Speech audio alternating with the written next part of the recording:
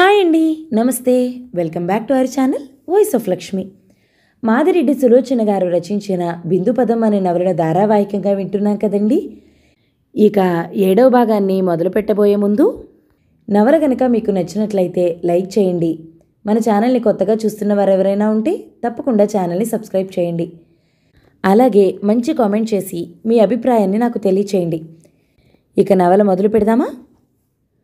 పార్వతి వివాహానికి పెద్దలు ఆహ్వాన పత్రిక తప్పదన్నట్టు పంపినా పార్వతి మాత్రం నువ్వు రాకపోతే నిన్ను పెళ్లి చేసుకున్న తృప్తి మిగలదు అంటూ రాసింది. అందుకే ప్రయాణమైంది బిందు. ఎందుకమ్మా పచ్చిపుండులా ఉన్న నీ మనసుపై కారం చల్లించుకుంటావు? సుబ్బమ్మ జాలిగా చూసింది. మండి కొన్నాళ్లకు మొండిబారిపోతుందని అనుకుంటున్నాను అన్నది దిగులుగా. సుబ్బమ్మ పరీక్షగా చూసింది. అసలే మంచి రంగు బిందుది. మరింత ఛాయ్ తేలి అందంగా తయారైంది. నిశ్చింతగా ఉంటే ఇంకెంత అందంగా తయారయ్యేదో. ముడి చుట్టుకోవడం వలన హుందాగా కనిపించింది. ముక్కుపొడుం రంగు బెనారస్ జరీ బుటీల చీర కట్టుకుంది. తల్లి చంద్రహారాలు మెడలో వేసుకుంది. ఇంత అందం ఇచ్చి ఐశ్వర్యం ఇచ్చి మనశ్శాంతి కరువు చేశాడా విధాత అనుకుంది సుబ్బమ్మ. గోవిందు జాగ్రత్త. ఇప్పుడు అన్నీ ఆమె అయ్యింది. బిందు ఊహలు పరిపరి విధాలుగా పోతాయి. తండ్రి పిరుకుగా తన యాక్సిడెంట్ సంగతి దాచిపెట్టకపోతే తల్లి ఈ నరకం నుండి బయటపడేదేమో. కారు కదిలింది. పార్వతికి చక్కటి స్టీల్ గిన్నెల సెట్టు కొన్నది. తనకంత దగ్గరగా వచ్చిన స్నేహితులు లేరు. పార్వతి అమాయకంగా తనను ప్రేమించింది. పార్వతిపై అభిమానం చేతే వెళ్తున్నావా? మనసు నిలదీసింది. శ్యామ్ను చూడ్డానికి ఒక ప్రతిధ్వని వినిపించింది. శ్యామ్ నీ చిరునవ్వైనా కావాలి అనుకుంది. తనను చూసిన శ్యామ్ ఏమనుకుంటాడు? రకరకాల ఊహలు సినిమా రీల్లా తిరుగుతుంటే కళ్ళు మూసుకుంది. 2 చోట్ల గోవిందు దిగి కాఫీ ఫలహారాలు తెచ్చి ఇవ్వటం గుర్తుంది. సాయంత్రం ఊరు చేరారు. పార్వతి పెళ్లి కూతురై ఉండి కూడా పరిగెత్తుకొచ్చింది. వచ్చావా వదినా అని కౌగిలించుకుంది. నువ్వు పిలిచాక రాకుండా ఎలా ఉంటానమ్మా అన్నది మాటలు రానట్టు. పార్వతికి ఒకవైపు సంతోషం, మరోవైపు భయంగా ఉంది. బిందును వాళ్ళు ఆదరించారని తెలుసు. అదేం పెద్ద పట్టణం కాదు. హోటళ్ళు గదులు దొరకడానికి. దొరికినా లాడ్జింగులుంటాయి. వదినా ఎక్కడుంటావు? ఇక్కడే ఉంటాను పారు. శ్యామ్ సుందర్ పరిస్థితుల ప్రభావం వల్ల మతిమరుపు వాడైనా మానవత్వం ఉన్న మనిషి. ఆయన ఇంట్లోనే ఉంటాను. పార్వతిని లోపలికి పంపి గోపమ్మ ఇంటికి వచ్చింది. ఆమె మంచంలో కూర్చుంది. పట్టుకుని లేవడానికి బలమైన తాడు ఆమె ఎదురుగా దూలానికి వెళ్లాడుతుంది. బిందు తల్లి వంకరబోయిన మూతికి పమిట అడ్డు పెట్టుకుంది. అమ్మా ఏమైందమ్మా? అత్తమ్మకు పక్షవాతం వచ్చింది. టపీమని కమల సమాధానమిచ్చింది. అదేమిటమ్మా ఒక్క ముక్క రాయకూడదా? వచ్చి ఆమె పక్కన కూర్చుంది. నాకు చెయ్యి రాదు, రాయమని చెప్తూనే ఉన్నానమ్మా అన్నది ఆనందంగా బిందుని చూస్తూ. బావగారికి తీరికేది? ఉదయం వెళ్తే సాయంత్రం వస్తారు. ఒక్కోసారి తిండి కూడా తినరు. కమల సానుభూతి చూపించింది. నేనంత పరాయిదాన్నయ్యానన్నమాట. కాదు, ఇంకా రుణభారం పెంచలేక రాయలేదు. అప్పుడే వచ్చిన శ్యామ్ అన్నాడు. ఇద్దరి కళ్ళు కలుసుకున్నాయి ఒక్క క్షణం. ఎప్పుడొచ్చారు? చూపులు విడదీసుకుని అడిగాడు. ఇదిగో అరగంట అయిందేమో. ఆమెకు అతని చెదిరిన జుట్టు, పీక్కుపోయిన ముఖం చూస్తే ఒక్కసారి వెళ్ళి ఆ తలను హృదయానికి హత్తుకోవాలనిపించింది. అతను మోడా లాక్కుని తల్లి పక్కన కూర్చున్నాడు. కమలా నాని ఏడి? అతని మాట పూర్తి కాకముందే పడుతూ లేస్తూ నాని వచ్చాడు. తండ్రిపైకి ఎగపాకి ఒళ్ళో కూర్చున్నాడు. హాయ్ నాని. గుర్తింపుగా బోసినవ్వు కుమ్మరించాడు. దానిమ్మ గింజల్లా కింది పళ్ళు మెరిశాయి. నీకైనా నేను గుర్తున్నందుకు సంతోషంగా ఉన్నది అంది శ్యామ్ వంక చూస్తూ. శ్యామ్ తల వంచుకున్నాడు. అమ్మా పార్వతి ప్రేమ ఈ పెళ్లికి లాక్కొచ్చింది నన్ను. పరువు మర్యాదలు గల వారెవ్వరూ రానివ్వరు నన్ను. ఒక్కరోజు మీ ఇంట్లో ఉంటాను, అభ్యంతరమా? గోపమ్మ వైపు చూసింది. ఎంత మాట అన్నావమ్మా, ఇది నీ ఇల్లు అన్నదామె.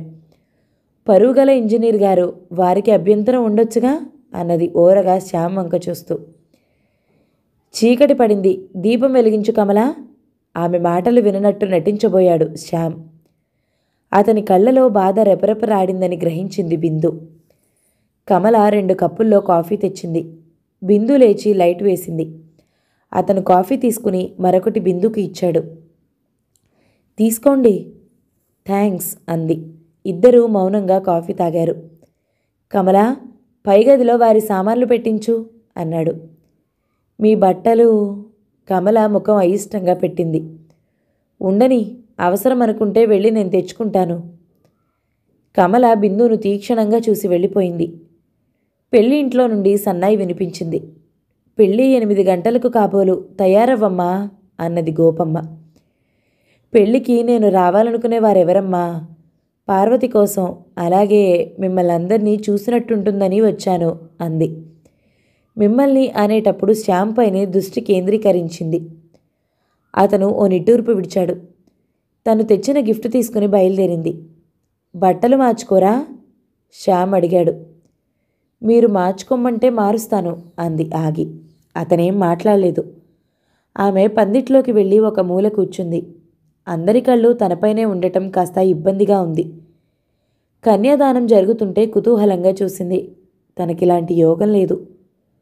దూరంగా నిలబడిన బాలాజీ తన స్నేహితులతో ఏదో చెప్పి నవ్వుతున్నాడు. వాళ్ల చూపులు చూస్తే పారిపోదామనిపించింది. అప్పుడే ధోవతి లాల్చీ ధరించిన శ్యామ్ అక్కడికొచ్చాడు. అతని చేతిలో ఏదో ప్యాకెట్ ఉంది. అతని కళ్ళు ఎవరినో వెతుకుతున్నాయి. తననే అని ఊహించగానే ఆమె మనస్సు విహంగమై ఎగిరిపోయినట్టు అనుభూతి చెందింది. బాజాలు తారాస్థాయిని అందుకున్నాయి. వరుడు 3 ముళ్ళు వేశాడు. నలుమూలల నుండి అక్షింతలు పడ్డాయి. కొన్ని బిందు తలపై పడ్డాయి. అదో గమ్మత్తైన అనుభవం. దులుపుకోబోతే కొన్ని వచ్చాయి, కొన్ని రాలేదు. పందిట్లోకి వెళ్ళి పార్వతికి తను తెచ్చిన సెట్ అందించింది.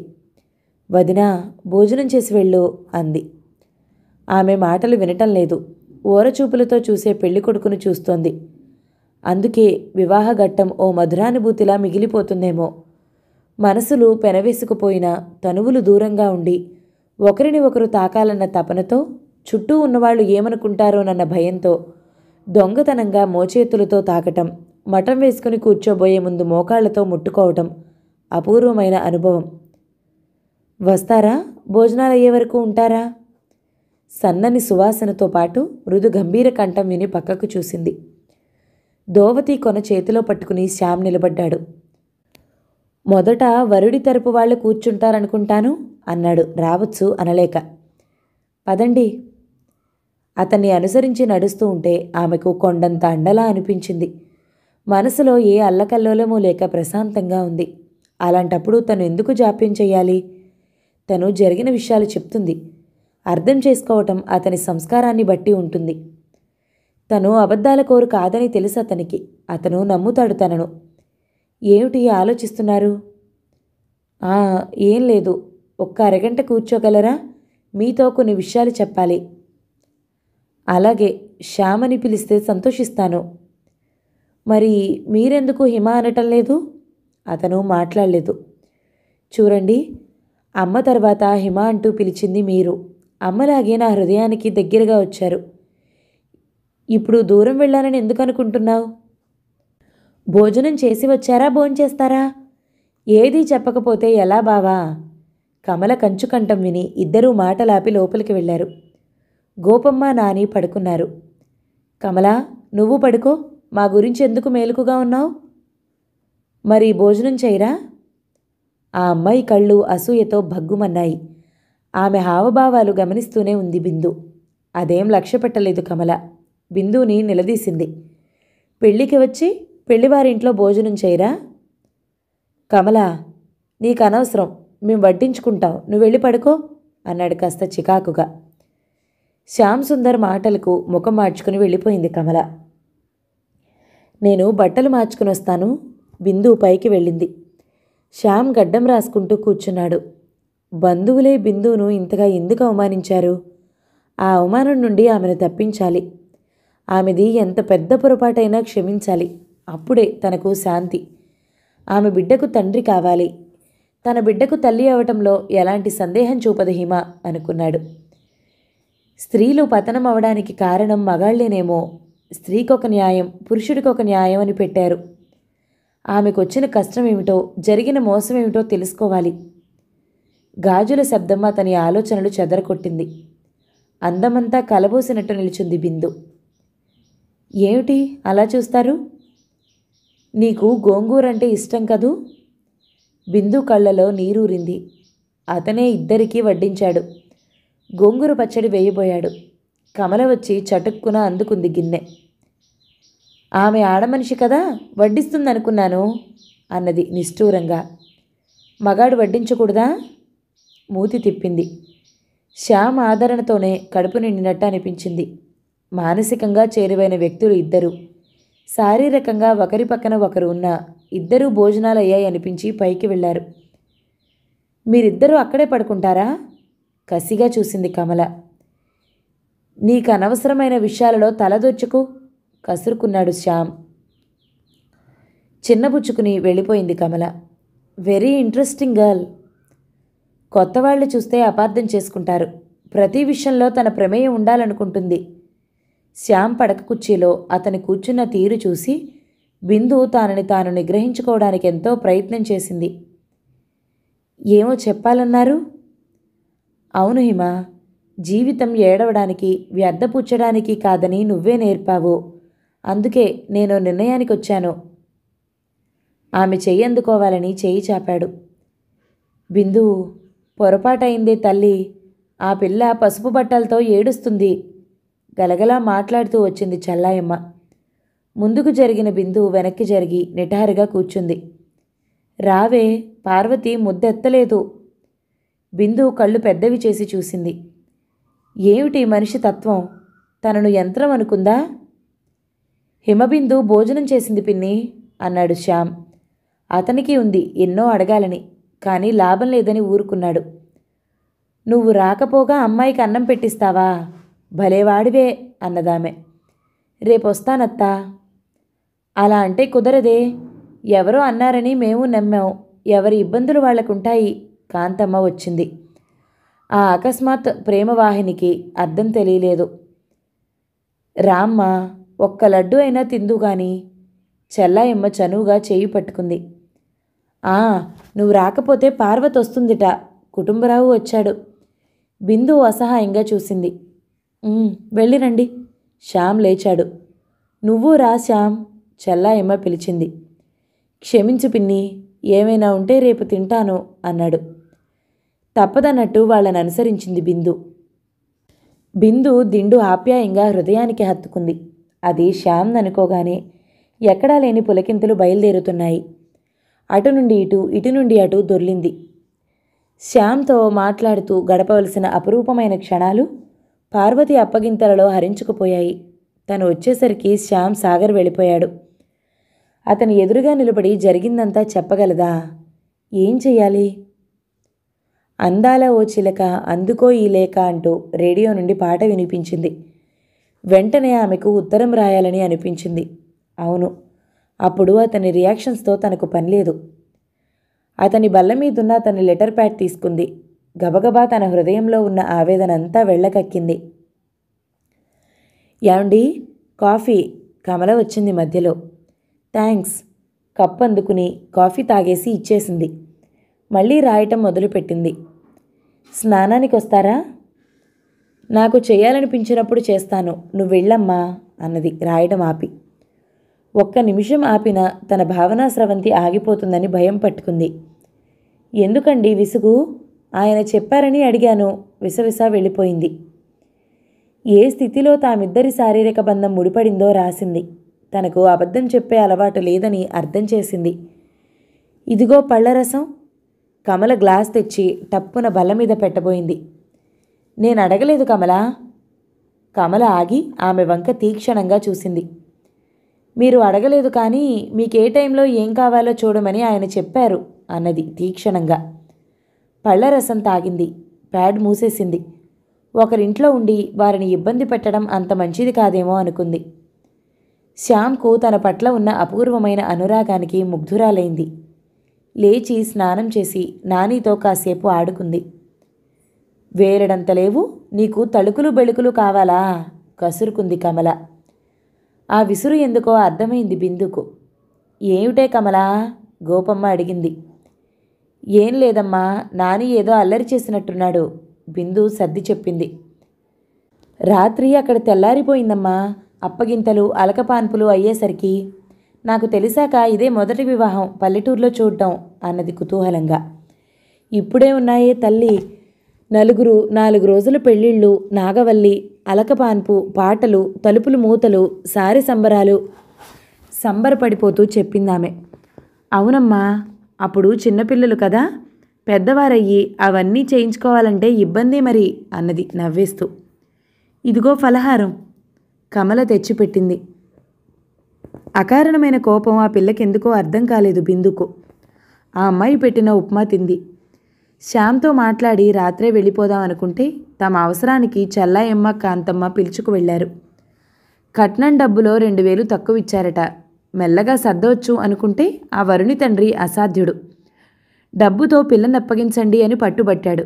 ఆ క్షణంలో బిందు ఒక్కతే కనిపించిందట వాళ్లకు. ఎంతో అభిమానం వలకబోస్తూ అసలు విషయం చెప్పారు.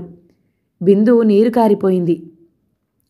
లేదు అని చెప్పబోయి పార్వతి వంక చూసింది. కాంతివంతంగా మెరిసే పార్వతి కళ్ళు వాలిపోయున్నాయి. ముఖం మలినమైంది. అత్తా, వెళ్ళి నా గదిలో పర్స్ తీసుకురా. చెల్లాయమ్మ వంక చూసింది. పర్స్ తీసుకొచ్చిందామె. డబ్బిచ్చింది. తన దగ్గర పెట్రోల్కి కూడా లేదు. అవసరమైతే తను శ్యామ్ దగ్గర తీసుకుంటుంది.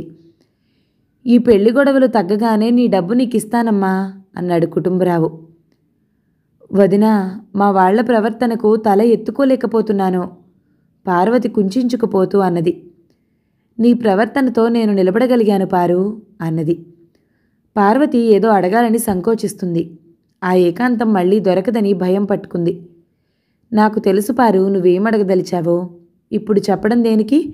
అన్నీ కలిసి వస్తే నువ్వు తిరిగొచ్చేసరికి అతన్ని తెచ్చి పరిచయం చేస్తాను. పార్వతి స్నేహపూర్వకంగా చేయి నొక్కింది. సాయంత్రం వరకు పార్వతికిచ్చిన మాట నిలబెట్టుకోవాలి. శ్యామ్కు తన మాటల పట్ల గౌరవాభిమానాలున్నాయి అనుకుంది. ఉత్తరం పూర్తి చేద్దామని పైకి పోబోయింది. ఏమండి? కమల పమిట వేలుకు చుట్టుకుని అడిగింది. ఏమ్మా? మెట్టు మీద ఆగి అడిగింది. మీరు నిదానంగా వింటానంటే ఒక మాట చెప్తాను. చెప్పు, కూర్చుంది మెట్టు మీద. నాకెవ్వరూ లేరండి అంది దిగులుగా. నాకు లేరు, మనమే బంధువుల్ని వెతుక్కోవాలి అంది నవ్వుతూ. ఈ అమ్మాయికి ఏదైనా డబ్బు అవసరం రాలేదు కదా అనుకుని. డబ్బుంటే బంధువులు వెతకనవసరం లేకుండానే వస్తారండి. మీ దగ్గర డబ్బుంది, బంధువుల్ని భర్తను కొనగలరు. ఆ మాట అంటూ దిగులుగా చూసింది. నీ మాటలు నాకు అర్థం కాలేదమ్మా. ఆ అమ్మాయి పవిట ముందుకు చాపింది. మిమ్మల్ని ఒక భిక్ష అడుగుతున్నాను. మా శ్యామ్ సుందర్ బావను నాకు వదిలేయండి. బిందు ముఖం చిట్లించింది. బావకు నేనంటే అభిమానం, కానీ మీ ఐశ్వర్యం వైపు మొగ్గుతారు ఎవరైనా. ఉదయం లేస్తూనే అత్తయ్య మీ గుణగుణాలు పొగిడి కొడుకు మనసు మార్చేసింది. కళ్ళొత్తుకుందామే. అంటే మీకు అర్థం కాలేదా? బావకు నన్నిచ్చి చేయాలని రమవదిన, సుదర్శన్ అన్నయ్య అనుకుని ఇక్కడ ఉంచారు అన్నది ముక్కు ఎగబీల్చి. శ్యామ్ అంగీకరించాడా? అంగీకరించనిదే ఇల్లెలా అప్పగిస్తారు? ఆమె మాటలకు అన్వయం వెతుకుతూ కర్తవ్య విమూఢురాలిలా కూర్చుండిపోయింది బిందు. మీకు డబ్బుంది, తెలివితేటలున్నాయి, ఎవరిని చేసుకున్నా పర్వాలేదు. మీరు సేవ చేశారన్న భావంతో బావ మీ బిడ్డకు తండ్రైనా ఆ అభిమానం ఎన్నాళ్ళు నిలుస్తుంది? కమల పల్లెటూరి పిల్ల కాదు, తను ఊహించినంత అమాయకురాలు కాదు. చూస్తూ చూస్తూ శ్యామ్ను వదులుకోగలదా? బావలేని నాడు నాకు ఈ జీవితమే శూన్యం, ఆత్మహత్య తప్ప గత్యంతరం లేదు. కమలా! 2 చేతుల్లో ముఖం దాచుకుంది బిందు. మీకు కోపం వస్తే ఏం చేయను? ఉన్నమాట చెప్పాను. నాని ఏడుపు విని ఆమె వెళ్ళిపోయింది. చాలాసేపు బిందు ఆమెట్ల మీదే కూర్చుంది. 1000 కంఠాలు నువ్వు దురదృష్టవంతురాలివి అని ఘోషించినట్టు అనుభూతి చెందింది. నీకో విషయం చెప్తాను. శ్యామ్ అన్నమాట గుర్తుకొచ్చింది. జీవితం ఏడవటానికి, వ్యర్థపుచ్చడానికి కాదని నువ్వే చెప్పావు. అందుకే ఓ నిర్ణయానికి వచ్చాను హిమా. శ్యామ్ మృదు గంభీరమైన గొంతుక పదే పదే వినిపించింది. కమలను వివాహం చేసుకోవడానికే నిశ్చయించుకున్నాడేమో. ఆనాడు కుంతీదేవి అంతటిది కుమారిగా గర్భవతి అయి నీలాప నిందలు మోసింది. కొడుకును గంగపాలు చేసింది. తనెంత జీవితంలో ఏ చిన్న పొరపాటు చేసినా అది సరిదిద్దుకోలేనిది అవుతుంది అనుకోలేదు. తండ్రి వారసత్వం తనకు వచ్చిందేమో. తండ్రి సలహా ఇచ్చినట్టు ఈ దేశం వదిలిపోతే కానీ తనకు విముక్తి దొరకదేమో. సంఘం నుండి, బంధువుల నుండి పారిపోతుంది. రేపు బిడ్డ పెరిగి పెద్దవాడై నా తండ్రి ఎవరని అడిగితే జవాబు చెప్పుకోవాలి. ఏం చెప్తుంది? మీకు డబ్బుంది, ఆయన్ను వదలండి. దీనంగా అరిచే కమల కనిపించింది. నిజం ఆలోచిస్తే కమల చెప్పిన దాంట్లో తప్పులేదేమో. అంత చనువు, స్వతంత్రం ఎందుకిస్తారు? కమల నలుగురిలో చెప్పగలదు. ఆ స్తోమత తనకేది. భోజనానికి ఏం చేయమంటారు? కమల వచ్చి అడిగింది. నిజాయితీ గల గృహిణిలా ఉంది.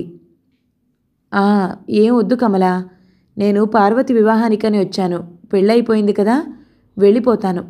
పైకి వెళ్ళి నా సామాన్లు తెచ్చిపెట్టు అన్నది. కాళ్లకు చక్రాలొచ్చినట్టు పరుగులు తీసిందామె. 5 నిమిషాల్లో సామానంతా కారులో ఉంది. అమ్మా, నేను వెళ్ళిరానా? గోపమ్మ దగ్గరకు వెళ్ళి నమస్కరించింది. అదేమిటమ్మా, శ్యామ్ను ఉంటున్నావని చెప్పాడు. వారుండమన్నారు, నాకే పనులున్నాయి అన్నది. ఆమెనడిగి ఓ 200 రూపాయలు తీసుకుంది. పర్సులోని చిత్తు కాగితం, బాల్ పాయింట్ తీసింది. డియర్ శ్యామ్, నా హృదయపూర్వక అభినందనలు. కమల మంచి అమ్మాయి. మీరు ఆదర్శ దంపతులు కాగలరని నా మనసు చెప్తుంది. ఒక స్నేహితురాలిగా నన్ను గుర్తుంచుకోండి. బగబగమండే మంటల్లో ఉన్న నా మనసుకి కాస్త శాంతి కావాలి. ఇంటికి వెళ్తూనే 4 ప్రదేశాలు చూస్తా. నాకే అవసరం వచ్చినా స్నేహితుడిగా, ఆత్మీయుడిగా నిన్ను గుర్తుపెట్టుకుంటాను. హిమ. ఇది శ్యామ్కివ్వు కమల. కమల చేతిలో అది పెట్టింది. వచ్చి కారులో కూర్చుంది. ఆమె అంతరంగం వర్షించబోయే మేఘంలా ఉంది. చెల్లాయమ్మకు చెప్పాలనిపించలేదు. ఆమెకిప్పుడు తన భవిష్యత్తు ఏమిటన్న ప్రశ్న కంటే తన సంతానం ఏమవుతుందో అన్న ఆందోళనే ఎక్కువైంది. అప్పటి వరకు సమాజం ఇదే దశలో ఉంటుందా అని సరిపెట్టుకోబోయింది. పచ్చని ప్రకృతి కానీ, వెచ్చని గాలులు కానీ ఆమెను ఆకట్టుకోలేకపోయాయి. ఆమెలోని చైతన్యమంతా నశించి ఒంటరిగా మిగిలిపోయినట్లు అనిపించసాగింది. కళ్ళు మూసుకుని సీటుకు చేరబడిపోయింది. ఆమె మనసంతా ఖాళీ మైదానంలా ఉంది. శ్యామ్ ఉత్సాహంగా ఇంటికి వచ్చాడు. బిందు ఉంటుందని స్వీట్లు, కూరగాయలు తెచ్చాడు. పాకుతూ వచ్చిన నానీని ఎత్తుకుని ముద్దు పెట్టుకున్నాడు. కాఫీ తీసుకోండి. కమల కాఫీ గ్లాస్ తెచ్చింది. హిమబిందు లేదా? అతని ప్రశ్నకు కమల మనసు భగ్గున మండిపోయింది. వాళ్ళ ఊరు వెళ్ళింది అంది కసిగా. ఊరెళ్ళిందా? అపనమ్మకంగా చూశాడు. అవునరా, ఎంత ఉండమన్నా పని ఉందంటూ వెళ్ళిపోయింది. గోపమ్మ చెప్పాక నమ్మక తప్పలేదు. అదేం, ఏదో మాట్లాడాలని అంది, ఉంటుందనుకున్నాడు. తను చెప్పి వెళ్ళలేదనా? కమల ఏదో చీటీ ఇచ్చింది కదే. గోపమ్మ గుర్తు చేసింది. కమల అయిష్టంగా ముఖం మార్చుకుని వెళ్ళి చీటీ తెచ్చి ఇచ్చింది. అది చదివిన శ్యామ్ మాట రానట్లు ఉండిపోయాడు. అనాథ అని చేరదీసి జాలితో కమలను చూస్తే వివాహం చేసుకుంటానని ఊహించే సంకుచితురాలా? అతను చరచరా బయటకు వెళ్ళి డాక్టర్ గారింటి నుండి ఫోన్ చేశాడు. అర్జెంట్ కాల్ బుక్ చేశాడు. మీరు వెళ్ళండి సార్, కాల్ రాగానే పిలిపిస్తాను, డాక్టర్ రంజన్ చెప్పాడు. నిరాశగా, నిస్పృహగా తిరిగి వచ్చాడు. తను పునఃసమావేశాన్ని ఎంత మధురంగా ఊహించుకుని వచ్చాడు. ఇంటికి వచ్చి స్నానం చేసి భోజనం అయ్యిందనిపించాడు. పైకి వెళ్ళి తన మంచం మీద నడుం వాల్చాడు. ఆ రాత్రి ఫోన్ కనెక్షన్ దొరకలేదు. మర్నాడు ఆఫీస్కి వచ్చి చేశాడు. పాండిచ్చేరి వెళ్ళిందండి, రాగానే ఫోన్ చేయమంటాను అన్నారెవరో అపరిచితులు. అతను యాంత్రికంగా ఫోన్ పెట్టేశాడు. తనతో అంత ఉత్సాహంగా మాట్లాడిన మనిషి దేశాలు పట్టిపోవడానికి కారణం ఏమై ఉంటుంది? తల పగిలిపోతుందేమో అనిపించింది. అక్కడ ఉండలేక ఇంటికి వచ్చాడు. త్వరగా వస్తావని మాట మాత్రమైనా చెప్పలేదేం బావా? హుషారుగా, ఉత్సాహంగా అడిగింది కమల. అతను కమలను అనుమానంగా చూశాడు. ఆమె వంటింట్లోకి వెళ్ళింది. ఆమె వెనక తను వెళ్ళాడు. కమలా, నాకు ఫలహారం కాదు, ఒక ప్రశ్నకు జవాబు కావాలి. ఏమిటి? హిమబిందు రాసిన ఉత్తరం చదివావా? లేదు, కాదు, చదివాను అన్నది తడబడిపోతూ. ఆమెకేం చెప్పావు? అతని మాటల్లోని తీక్షణతకు అదిరిపోయింది కమల. బేలగా చూసింది. నిజం చెప్పు కమల, మా జీవితం దాగుడు మూతల ఆట అయింది అన్నాడు. ఈసారి బ్రతిమలాడినట్టుందా గొంతు. మనిద్దరి పెళ్ళని నువ్వు చెప్పావా? అన్నది ఇబ్బందిగా. కమల, నిన్న దృష్టితో ఎప్పుడైనా చూశానా? కమల బావురుమన్నది. ఎందుకా ఏడుపు? గద్దించాడు. క్షమించు బావా, క్షమించు. ముఖం పవిటలో దాచుకుంది. నేను నీకేం అపకారం చేశాను కమలా? మీరు చెయ్యలేదు బావా, నాకు నేనే చేసుకున్నాను. భయం వల్ల హిమబిందు గారికి మన వివాహం నిశ్చయమైందని చెప్పాను. భయమా? భయం దేనికి? ఆమె గోడవైపు తిరిగింది. భయం దేనికి చెప్పు కమలా. ఆమె జవాబు చెప్పలేదు. శ్యామ్ వెళ్ళి ఆమె భుజాలు పట్టి ఇటు తిప్పాడు. ఆమె ఏడుస్తుంది. అతను సూటిగా చూశాడు. బావా, మరే మీరు లేనప్పుడు పక్కింటి బాలాజీ వచ్చేవాడు. అతను అది కాదు, నెల తప్పొచ్చన్నాడు అన్నది వెక్కుతూ. శ్యామ్కు అర్థమైంది. బాలాజీతో స్వేచ్ఛగా తిరిగిందన్నమాట. తను ఆఫీస్కి వెళితే తల్లి మంచంలో నుండి లేవలేదు. ఆ అవకాశం వినియోగించుకున్నాడన్నమాట బాలాజీ. ఎంత పని చేశావు కమలా. పెళ్లి కాకుండా తల్లివైతే లోకం హర్షిస్తుందా అన్నాడు బాధగా. బిందు నానవేవ్, ఆమె డబ్బుగల స్త్రీ కదూ? కమల ప్రశ్నకు బిత్తరపోయాడు. అతని హృదయం గిలగిలలాడింది. హిమబిందు తనకో దారి చూపిన మహనీయురాలు. ఆమెపై ఈగ వాలినా సహించలేడు. పొరపడ్డావు కమలా, ఆమెను నేను వివాహం చేసుకున్నాను. అబద్ధం అని అరవబోయింది. అభ్రమణిలా ఉన్న అతని ముఖం చూసి మౌనంగా ఉండిపోయింది. దిక్కుతోచని వాడిలా 5-6 నిమిషాలు పచార్లు చేసి డాక్టర్ రంజిత్కు కబురు చేశాడు. రంజిత్ రాగానే కంగారుగా కమల గర్భవతా కాదా చూడమన్నాడు. అతను 2 నిమిషాలు ఆమెను ప్రశ్నించి తల పంకించాడు. భయపడవలసిందేమీ లేదు, ఇంకా 22 రోజులట, మాత్రలిస్తాను అన్నాడు. అదేదో చూడండి అన్నాడు విసుగ్గా. కుటుంబ నియంత్రణ సాధనాలు ఎన్నో ఉండగా ఇలాంటి చిక్కుల్లో ఎందుకు పడ్డారు శ్యామ్? అతను తన బ్యాగ్ సర్దుకుంటూ అన్నాడు. శ్యామ్ దెబ్బతిన్నట్టు చూశాడు. కమల తలదించుకుంది. సరే వస్తాను. రంజిత్ టాబ్లెట్లు పెట్టి వెళ్ళిపోయాడు. శ్యామ్ ముఖాన పట్టిన చెమట తుడుచుకున్నాడు. వివాహ విషయం అడిగావా? ముందు అతనే చేసుకుంటానన్నాడు. ఇప్పుడు అడిగితే నాతోనే ఇంత విచ్చలవిడిగా తిరిగిన దానివి మీ బావతో ఎంత స్వతంత్రంగా తిరిగావో, అతన్నే త్వరగా చేసుకో, గర్భిణీ వస్తే కష్టం అన్నాడు అంది మెల్లగా. ఎంత అనాలోచితంగా వయసులో ఉన్న అమ్మాయిని తెచ్చిపెట్టుకున్నాడు ఇంట్లో. ఈ గండం గడిచేదలా? బట్టలు మార్చుకుని కుటుంబరావు ఇంటికి వెళ్ళాడు. లడ్డూలకు వస్తానన్నావు, ఇప్పుడు తీరిందా? చెల్లాయమ్మ ఆహ్వానించింది.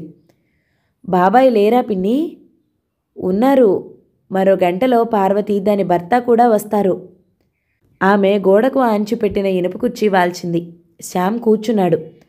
బాలాజీ ఏదో పని ఉన్నట్టు బయటికి పోబోయాడు. బాలాజీ ఇలారా, నాన్న లేరా? శ్యామ్ పిలిచాడు.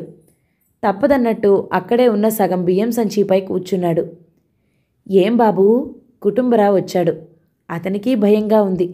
ఆ 2000 గురించి అడుగుతాడేమోనని. రండి బాబాయ్, పార్వతి పెళ్ళైపోయింది కదా, మన బాలాజీ వివాహం చేయరా? శాంతంగా అడిగాడు. వీడిని ఒక్కడిని పోషించడం కాక వాడి పెళ్ళాన్ని ఎక్కడ పోషిస్తాను బాబూ అన్నాడు తిరస్కారంగా కొడుకు వైపు చూస్తూ. నాకు పెళ్లి కావాలని ఏడవటం లేదు. బాలాజీ లేవబోయాడు. తొందరపడకు బాలాజీ, కూర్చో అన్నాడు శ్యామ్. శాంతంగా చెప్పినా ఆజ్ఞాపించినట్టే ఉందా కంఠం. మీ బాబాయ్ మాటలకేమిలే బాబూ, ఎక్కడైనా పనివంతురాలు బుద్ధివంతురాలు అయిన పిల్ల ఉంటే చూడు, కాంతమ్మ అంది. చూడు బాబూ చూడు, ఈ ఇంట్లో అత్తా కోడళ్ళ ఆరడి ఒక్కటే తక్కువవుతుంది వెటకారం చేశాడు కుటుంబరావు. ఆరళ్ళు గారళ్ళు మన మధ్యతరగతి కుటుంబాల హక్కులు బాబాయ్. మా కమలను చూశారుగా, బాలాజీ ప్రేమించాడు, పెళ్లి చేసుకోవడానికి జంకుతున్నాడు అన్నాడు క్రీగంట బాలాజీ ముఖం చూస్తూ. నేను లేచాడు బాలాజీ. నువ్వు తప్పించుకోవడానికి తెలుగు సినిమా కాదు తమ్ముడు. ఆ అమ్మాయితో శారీరక సంబంధం పెట్టుకుని కాదంటే ఎవరు ఊరుకుంటారు తీక్షణంగా అన్నాడు. అవునారా? త్రాష్టుడా. కుటుంబరావు ఇంతెత్తున లేచాడు. శాంతించండి బాబాయ్. శ్యామ్ అతని చేయి పట్టుకున్నాడు. చూడు బాలాజీ, నువ్వు ఆ అమ్మాయితో తిరుగుతూ ఉంటే ప్రేమికులు అనుకున్నాను. ప్రేమ నీ వంతు, పెండ్లి నా వంతు అంటావనుకోలేదు. బాలాజీ రోషంగా చూశాడు. నువ్వంటే తప్పులేదా? నేనా? నేనెవర్నన్నాను? తెల్లబోయినట్టు చూశాడు. ఆ బిందును మోసం చేయలేదా? ఆమె గర్భవతి అనగానే తెలీదని బొంకావు. ఆమె అందరిలో పరువుకు నీ పేరు చెప్పినా నువ్వు మా పిన్ని కాదని బుకాయించటం లేదా? బాలాజీ, కాదంటావా? ఆమె అమాయకంగా నిన్ను నమ్మింది. నువ్వేం చేసినా భారిపోయిన దుఃఖంలో మతిపోయిందని ఊరుకుంది. పోనీ ఆ సమయంలో నువ్వే ఇంట్లో ఉన్నావు కదా, మరెవరైనా వచ్చింది గుర్తుందా? ఏందిరా మాలా వెగురుతున్నావు? ఆ పిల్లను నీ నుండి కాపాడానని ఎంత మాట పడితే అంత మాట అంటావా? కుటుంబరావు కోపంగా చూశాడు. నేను జూదరినే, తిరుగుబోతునే, కానీ మనిషిని. ఆమెని అందరూ స్వార్థానికి ఉపయోగించుకున్నారు. పార్వతి పెళ్లిలో నేను అమానుషంగా అవమానించాను. ఆమె చూసిన చూపులు, ఓ! బాలాజీ కళ్ళలో నీళ్లు తిరిగాయి. శ్యామ్ 2 నిమిషాలు మౌనంగా ఉన్నా, ఇనుము వేడిగా ఉన్నప్పుడే సాగదీయాలన్న తత్వం కలవాడు. చూడు బాలాజీ, అదే స్థితి కమలకు కలగనీయకు. హిమబిందువు పట్ల నా ప్రవర్తనకు మరోసారి జవాబు చెప్తాను అన్నాడు.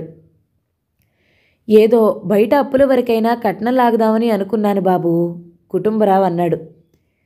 ఎంతో చెప్పండి బాబాయ్, వాడు అంగీకరిస్తే నేనిస్తాను అన్నాడు. బాలాజీ మౌనంగా ఉండిపోయాడు. మీ నోటితో ఎంతో ఇంత అని చెప్పండి బాబాయ్, మన అవసరాలు చూడాలని వచ్చిన అమ్మాయి అన్యాయం కాకూడదు అన్నాడు.